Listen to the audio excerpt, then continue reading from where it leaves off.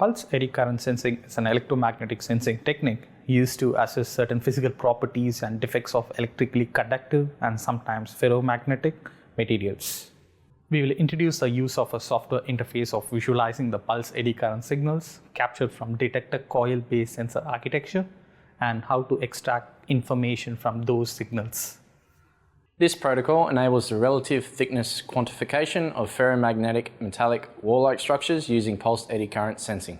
This technique enables the measurement of the extent of corrosion, graphitization, or wall loss of ferromagnetic wall-like structures for assessment of their structural health and integrity.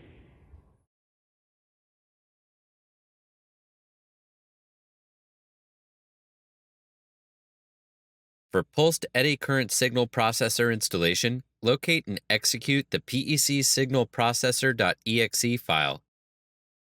And when the interface appears, click Next. When the next interface opens, specify the file location for installation and check the Add a shortcut to the desktop checkbox to add the software icon to the desktop. Click Next and specify the installation location for the required runtime environment. When the installation is complete, click Finish. The desktop icon will appear.